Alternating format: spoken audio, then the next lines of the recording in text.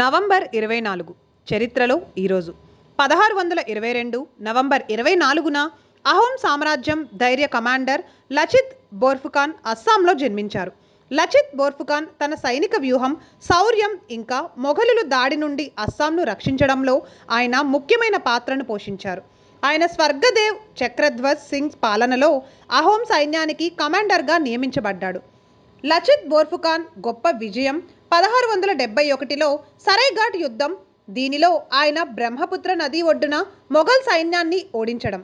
మొఘలులకు పెద్ద సైన్యం ఉన్నప్పటికీ లచిత్ తన నైపుణ్యంతో కూడిన వ్యూహాలు, అస్సామీ యోధుల ధైర్య సాహసాల బలంతో వారిని ఓడించాడు. ఈ యుద్ధం భారతీయ చరిత్రలో ఒక స్ఫూర్తిదాయకమైన అధ్యాయం.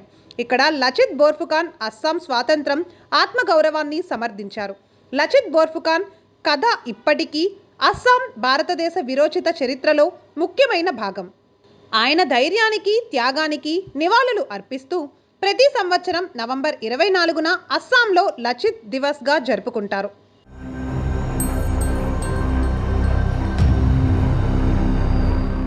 1675 నవంబర్ 24న గ్రెగోరియన్ క్యాలెండర్ ప్రకారం సిక్కు మతం 9వ గురువు తేగ్ బహదూర్జీ మతం ఇంకా మానవత్వాన్ని రక్షించడానికి తన జీవితాన్ని త్యాగం చేశారు. గురు తేజ్ బహదూర్జీని చాదర్ ఆఫ్ హింద్ అని పిలుస్తారు. ఎందుకంటే ఆయన సిక్కు సమాజం మాత్రమే కాకుండా మొత్తం భారతదేశం మతం, అలాగే మత స్వేచ్ఛను రక్షించడానికి తన జీవితాన్ని త్యాగం చేశారు. నిజానికి మొఘల్ పాలకుడు ఔరంగజేబు హయాంలో బలవంతపు మత మార్పిడి కోసం హిందువులపై విపరీతమైన ఒత్తిడి ఉండేది. కాశ్మీరీ పండితులు తమ సంస్కృతి ఇంకా మతాన్ని రక్షించుకోవడానికి గురు తేజ్ బహదూర్జీ నుండి సహాయం కోరారు. గురూజీ వారిని కాపాడుతానని వాగ్దానం చేసి మొఘలులు అన్యాయానికి వ్యతిరేకంగా నిలిచారు. మత మార్పిడిని ఆపడానికి ఔరంగజేబు గురూజీని అరెస్టు చేసి ఇస్లాం స్వీకరించమని కోరారు. గురూజీ నిరాకరించడంతో ఢిల్లీలోని చాందినీ చౌక్లో బహిరంగంగా ఉరి తీయబడ్డారు. గురు తేజ్ బహదూర్జీని భయపెట్టేందుకు ఔరంగజేబు తన 3 శిష్యులను ఒక్కొక్కరిగా తన ఎదుటే చంపేశారు. గురు తేజ్ బహదూర్జీ చేసిన ఈ త్యాగం సిక్కు సమాజానికే కాకుండా మానవ హక్కుల పరిరక్షణకు, అలాగే మత స్వేచ్ఛకు కూడా ఒక చారిత్రక ఉదాహరణ. ఈరోజు గురుద్వారా శీష్ గంజ్ అయిన అమరవీరుల ప్రదేశంలో ఉంది. ఇది ఆయన అమర కథను సజీవంగా ఉంచుతుంది.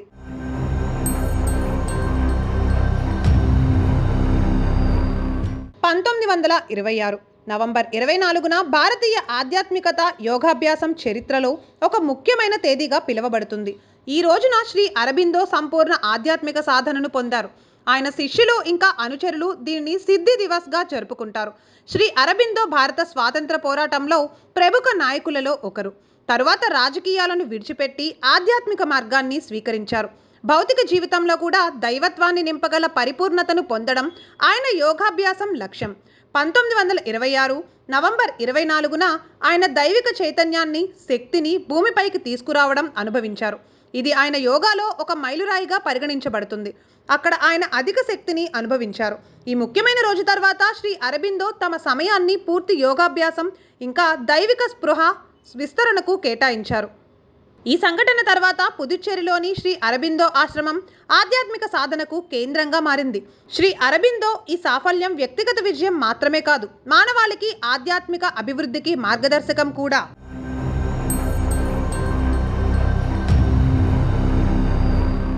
1859 నవంబర్ 24న చార్లెస్ డార్విన్ చాలా చర్చింపబడిన పుస్తకం on the origin of species by means of natural selection ప్రచురించబడింది.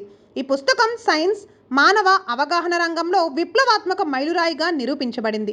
ఈ పుస్తకంలో డార్విన్ సహజ ఎంపిక సిద్ధాంతాన్ని వివరంగా వివరించారు. అన్ని జీవజాతులు కాలక్రమేణా క్రమంగా మారుతాయని, అలాగే ఈ మార్పు పర్యావరణానికి అనుసరణ ప్రక్రియ ఫలితం అని ఆయన వాదించాడు. ఈ సిద్ధాంతం జీవుల వైవిధ్యం సాధారణ పూర్వీకుల నుండి ఉద్భవించిందని స్పష్టం చేసింది. ఏది ఏమైనప్పటికీ ఈ పుస్తకం దాని సమయంలో తీవ్ర వ్యతిరేకతను ఇంకా విమర్శలను ఎదుర్కొంది, ముఖ్యంగా మతపరమైన సంస్థల నుండి. ఎందుకంటే ఇది బైబిల్లో వివరించిన సృష్టి సూత్రాలకు విరుద్ధంగా ఉంది.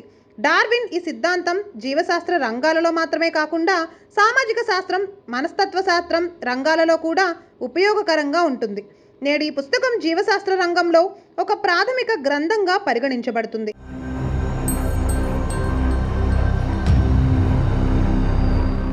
19 1969 నవంబర్ 24న నాసా అపోలో 12 మిషన్కు చెందిన చంద్రయాన్ విజయవంతంగా భూమికి తిరిగి వచ్చింది. ఈ వాహనం మధ్యాహ్నం 3 గంటల 58 నిమిషాల 24 సెకండ్ల పసిఫిక్ మహాసముద్రంలో ల్యాండ్ అయింది. అపోలో 12 మిషన్ నాసా రెండవ మూన్ ల్యాండింగ్ మిషన్. ఇది చంద్రుని ఉపరితలంపై మానవులను దింపడం, అలాగే అక్కడ శాస్త్రీయ పరిశోధనలు నిర్వహించడం వంటి ముఖ్యమైన పనిని నిర్వహించింది.